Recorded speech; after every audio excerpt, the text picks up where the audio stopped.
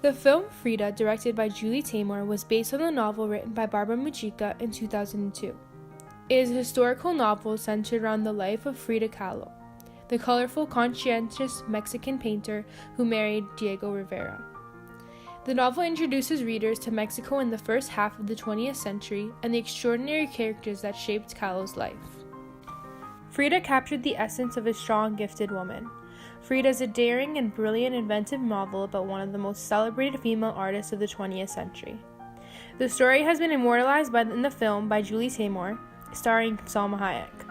The novel and film both depict the bold and controversial life of artist Frida Kahlo.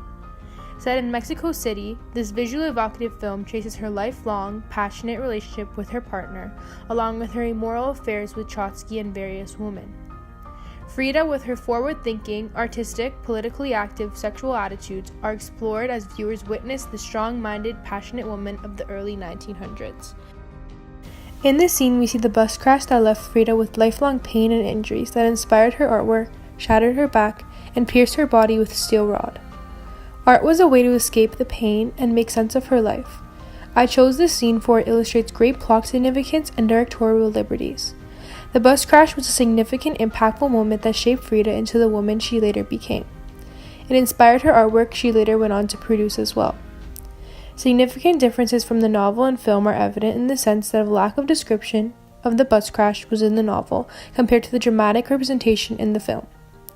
The way men and women are dressed in the streets, the vendors on the side of the road, are all things that Julie Taymor attributed into the film that gave viewers a better sense of what Mexico truly felt like and looked like during the Revolution.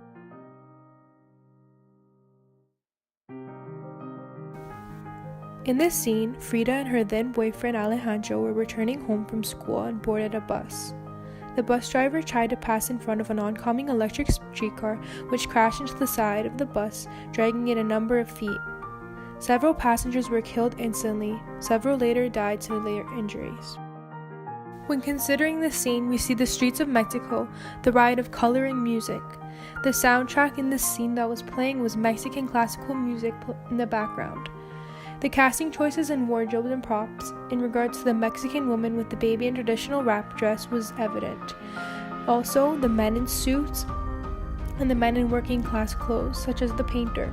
The extras in the trolley, the bus accident, looked exactly the same as the painting Frida later created called El Auto. The lighting in the film was effective, for on the bus scene it was very bright, airy, colorful, where viewers were able to see the streets of Mexico and the colorful city that it truly is.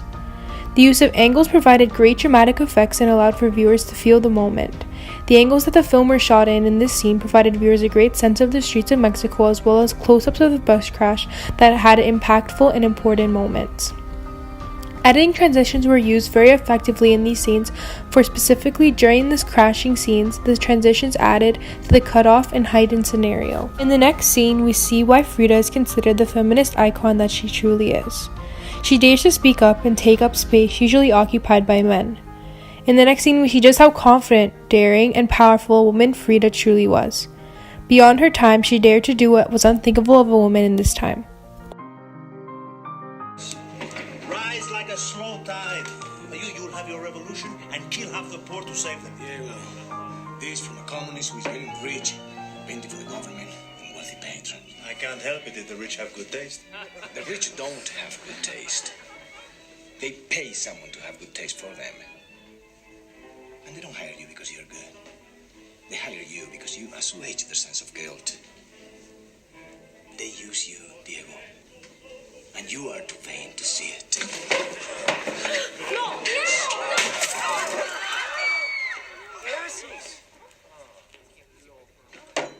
Basta. Whoever takes the biggest swig can dance with me.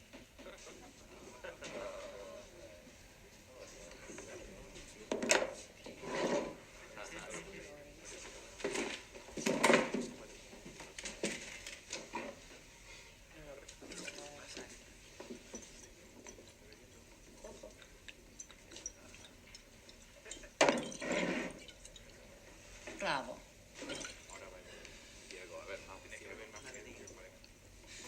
I'd rather have an intelligent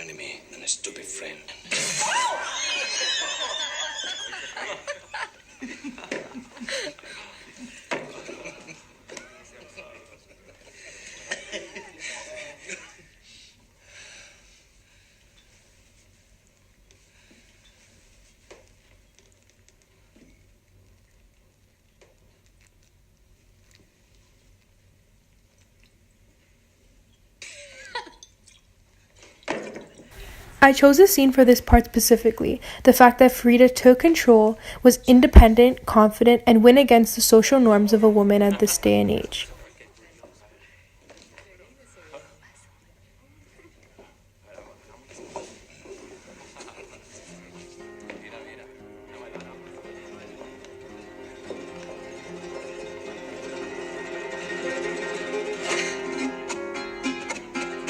La noche irá sin prisa de nostalgia.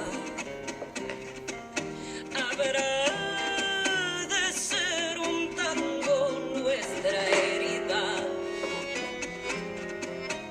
Un acordeón In this scene, called Dancing Around an Issue, Frida and Diego attend a party.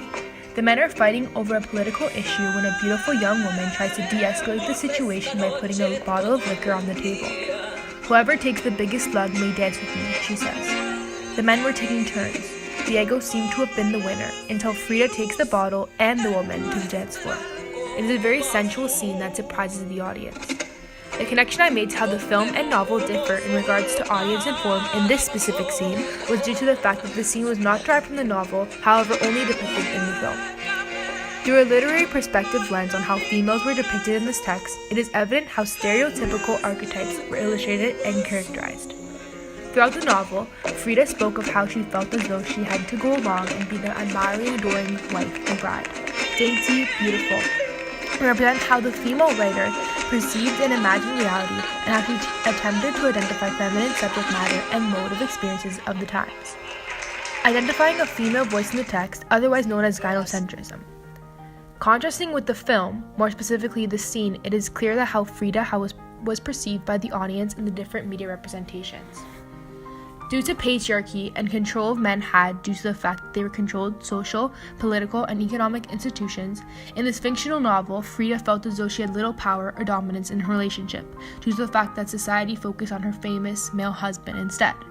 However, in this scene, we see the opposite, and the audience is able to see Frida as a strong, dominant, feminist icon that she truly is. When comparing and contrasting and analyzing the novel and film, the book had an interesting twist on Frida's life. It was narrated by her younger sister, Christina. In a sense, the novel was full of hatred and spite for the main character, Frida. There is a biography on Frida's life by Hayden Herrera, which provided an audience more factual, less biased fiction novel. The film is not being narrated by Frida's sister, however, played out throughout the time period. This gives the audience a better sense of the story and a better way to connect with characters, not from someone else's point of view and perspective of how things went. Therefore, this scene was added into the film and it gave the audience a dramatic, lasting image of Frida and her strong feminist characteristics. Her being broken down, both emotionally and physically, however, stood up to prove herself worthy, strong, and a woman that deserved to be recognized for all that she was. With this thorough analysis of the story of Frida Kahlo, it was made very evident in both the film and the text of just how unconventional, strong-minded, creative, and empowering Frida Kahlo truly was. Both the text and the movie were both exceptional interpretations of the life of Frida Kahlo and gave their audience and readers a better sense of how feminist leaders in the past lived their lives and stood up against the norms to lead society to where it is today.